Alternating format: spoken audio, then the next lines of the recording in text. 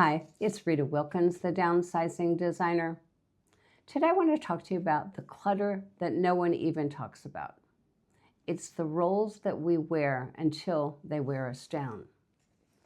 And the weight of those that we barely even see. So many years ago, as a young mom, my boys were still young teenagers, I realized something one quiet evening when I finally sat down after a long day of doing everything for everyone else except myself. It wasn't the errands, it wasn't the meals that were prepared or the phone calls or the meetings, but it was a combination of all of those kinds of things.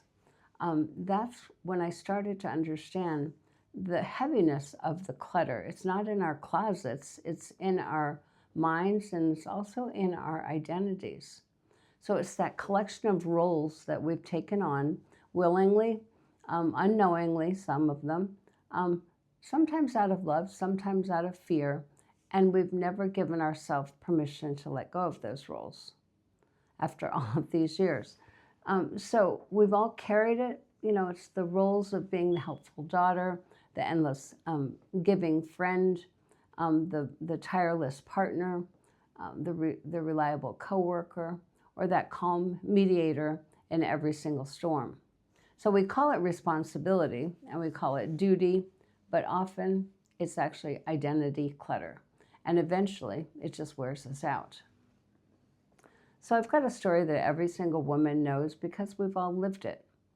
And I want you to imagine maybe a quiet Saturday morning, the house is still, the coffee is still warm, and you think, finally I have a moment to myself. And before you even finish that thought, the phone rings, it's a friend who needs something, or it's a child who's asking for something. An email demands your immediate attention. And somewhere in your mind, you hear that echo of your own voice saying, I've got this, or I'll handle it. It isn't dramatic. There's no shouting, there's no chaos, but in that tiny, silent surrender, a piece of yourself just kind of slips away. That's the story of decades for many of us, living a life of service to everyone else. And there's the question of who we are, what we want, and how we feel about all of this becomes almost unrecognizable. But it's important to recognize that weight. We don't talk about this type of clutter. You can't photograph identity clutter, you can't donate it, you can't sweep it under the rug either, and you can't label it or neatly file it away, because it's the exhaustion that comes from carrying too much. It's that resentment that bubbles up in that quiet moment when no one's looking, or it's that silence in your own heart that says, you know, what about me? So we don't talk about it, we don't even name it, but it's there. And it shapes our choices silently. It drains our energy and also our happiness. And the truth is, many of us carry this for decades, slowly wearing us down, our sense of self, our energy, and also our joy. So when I stopped pretending to be everything to everybody, that turning point was subtle, but it was unmistakable. So one day, just standing in front of the mirror, exhausted from tending to everybody else's needs and expectations and all the emergencies of other people, I asked myself a simple question. Who am I beneath all of this? And the answer was a whisper that I had almost forgotten. I'm me. I exist too. So it wasn't dramatic. There was no fireworks. There's no grand epiphany of any kind. But in that quiet acknowledgement, something did shift. I began to see the roles that I had been wearing, the ones that I had clung to, the ones that I thought I needed to wear, and I realized I could let them go. So the clutter that silently consumes us, when you think about it, identity clutter is everywhere. The expectations that we carry from childhood, family, or even from society. The endless shoulds that dictate our every movement and every choice, or the invisible pressure to perform, to give, to fix, or to be strong. And the irony is, the more we give, the more we lose ourselves, until one day we wonder, who am I really? And the less we recognize that, the harder it is for us to get it back. So each role may have served us at some point in our lives, but over time, they accumulate and they drain us and they obscure who we really are underneath. So there's a new kind of decluttering that I want to talk to you about. So it's unlike that physical clutter that I talk about a lot, because you can't touch identity clutter. You can't sort it, donate it. Identity clutter requires reflection. It requires courage and also self-compassion. It's about peeling back all of those layers of expectations to uncover the real you. So this isn't about tidying up your closet or organizing a kitchen drawer. It's about decluttering your life of the roles that no longer fit, the ones that exhaust your energy, the ones that cloud your mind, or they quietly chip away at your own joy. So it's a journey into self-respect, self-love, and self-care. And it's about reclaiming your time, your boundaries, and your voice. And believe me, it is transformational. So I have a step-by-step identity decluttering guide that I'll review with you. So the first step is to name the roles. Name every single role that you've taken on. Write them all down, the big ones, the small ones, the invisible ones. And the second step is to just feel the weight of each one of them.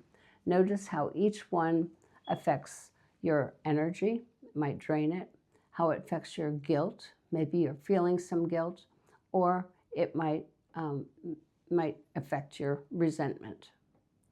Step number 3 is decide what still fits, because some of them do. So ask yourself, does this role serve me or someone else? Does it align with who I am now? Number 4 is to release it with compassion. So thank that role for that service, then gently let it go. And number 5 is to claim yourself. Ask, who do I want to be today and tomorrow moving forward? And then step number 6 is to practice micro permission every day. So take those small acts, the acts of courage to honor yourself, to rest, to say no, to enjoy something purely just for you. So when you think about it, it's really like a before and an after picture.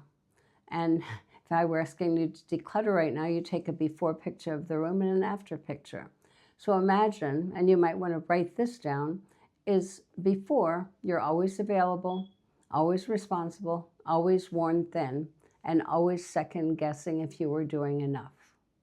But then the after, the boundaries were honored, energy is preserved, your joy is rediscovered, and your life choices are intentional. So I was living, not merely responding to others, might be what you would say. So the transformation isn't about what you release, it's about what you gain. It's the self-respect, the clarity, the balance, and the freedom to live that life as authentically you.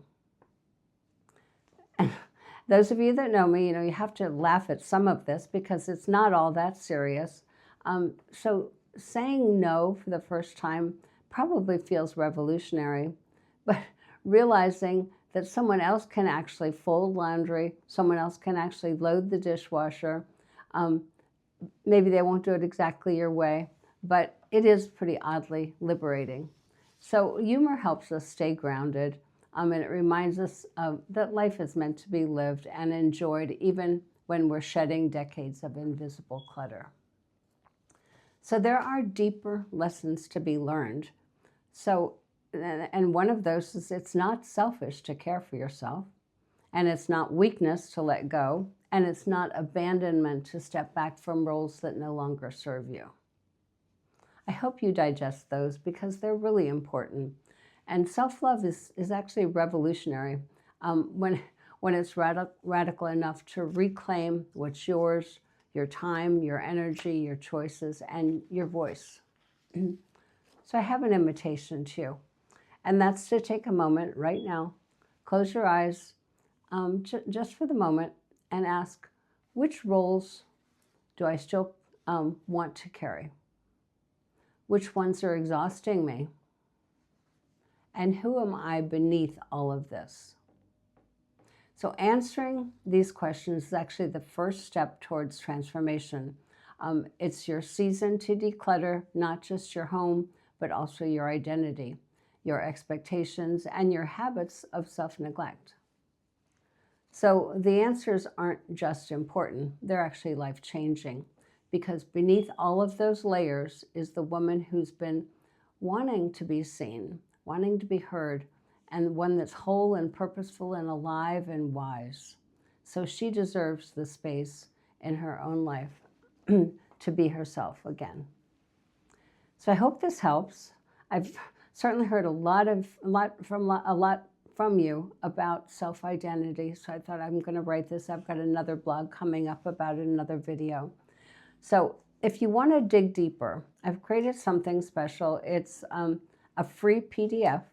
It's called Identity Clutter Detox Guide. If you email me at ritawilkins@ritawilkins.com, we will send you that free PDF. But make sure that you email me, because otherwise you won't be getting it. So it's ritawilkins@ritawilkins.com. I hope this helps. Take care.